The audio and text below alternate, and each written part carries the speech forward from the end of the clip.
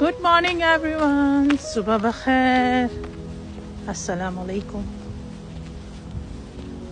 آج کی ٹھنڈی ٹھنڈی صبح کے ساتھ صبح بخیر آپ سب کو۔ لیکن دھوپ بھی بہت پیاری نکلی ہوئی ہے، جس کی وجہ سے باہر آ کے موڈ ہی چینج ہو جاتا ہے۔ وہ لوگ ایزیلی ریلیٹ کر سکتے ہیں میرے ساتھ اپنی سینیریو کو، سچویشن کو، جو ورک فرام ہوم کرتے ہیں، جنہیں اسکرین کے سامنے 8 hours گزارنے ہوتے ہیں۔ شکر الحمدللہ اس پہ کوئی شکوہ نہیں ہے، لیکن وہاں 8 گھنٹے بیٹھنے سے پہلے آپ جو وہ اچھی سی دھوپ لینے اور باہر کی فریش ہوا از ویری ویری امپورٹنٹ۔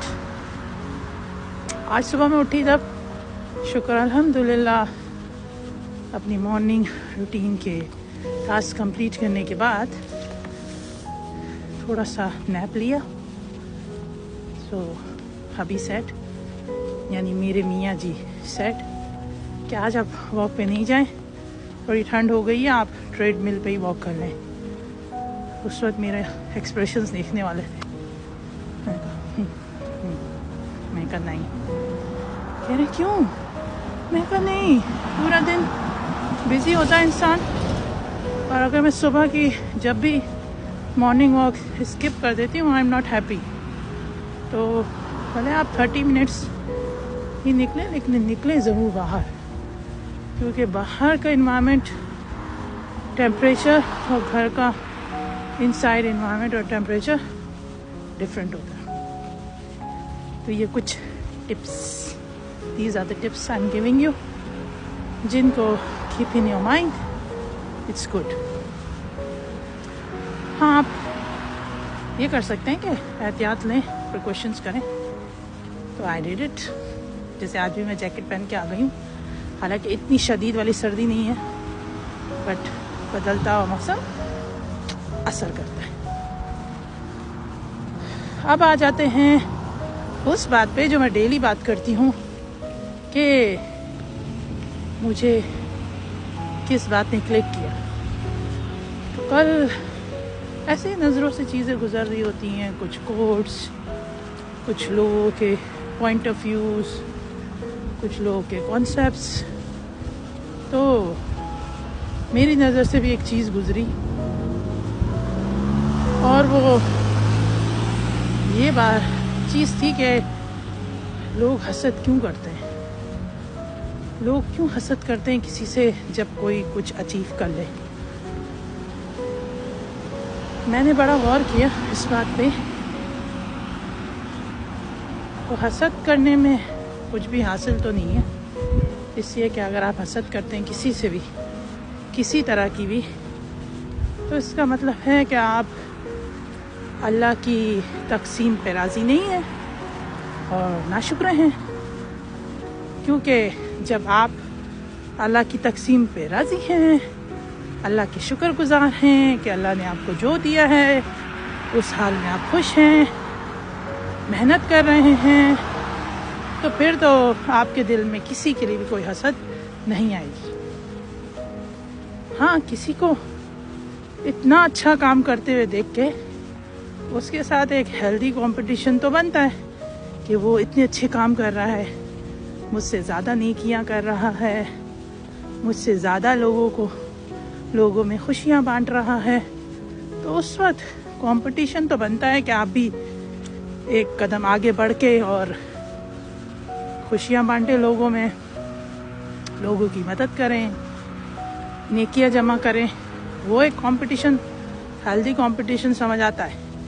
لیکن حسد کرنا، اور وہ بھی یہ سوچ کے حسد کرنا کہ اس کے پاس تو 2 گاڑیاں ہیں، ہمارے پاس 1 گاڑی ہے، اس کے پاس تو بڑا گھر سی، یعنی کہ بڑا گھر ہے، ہمارے پاس چھوٹا گھر ہے۔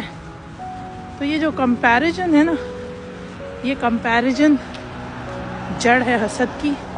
جب آپ کمپیئر کرنا شروع کر دیتے ہیں چیزوں کو، تو آپ حسد کرنا شروع ہو جاتے ہیں اگلوں سے کہ اچھا اس کے پاس کہاں سے آ رہا ہے۔ حالانکہ اس وقت یہ سوچنے کی وجہ کہ اس کے پاس کہاں سے آ رہا ہے اور اللہ نے اس کو کیوں اتنا دے دیا آپ اپنے لیے دعا کریں اللہ سے، محنت کریں، تو یقین جانیں اتنی برکت ہے دعا میں اور محنت میں کہ آپ اندازہ بھی نہیں لگا سکتے۔ آپ کو نہیں پتا کہ جس سے آپ حسد کر رہے ہیں اس نے اپنی زندگی میں کتنے دکھ سہے ہیں، اس نے کتنی محنت کی ہے، اس نے کتنا صبر کیا ہے۔ اس کو اگر اللہ تعالیٰ سب سے بہت محبت کرتے ہیں، لیکن اگر اس ڈیوریشن میں اس شخص کے پاس زیادہ ہے، کیوں زیادہ ہے، کس لیے ہے، یہ اللہ کو پتہ ہے، لیکن اس شخص سے حسد کر کے آپ کو کیا ملنا ہے؟ آپ کو نہیں پتا کہ اس شخص نے اپنی زندگی کا کتنا عرصہ صبر کے ساتھ گزارا۔ ہو سکتا ہے وہ شکر گزار بندہ ہو اللہ کا، اللہ تعالیٰ نے اس کو اتنا نواز دیا۔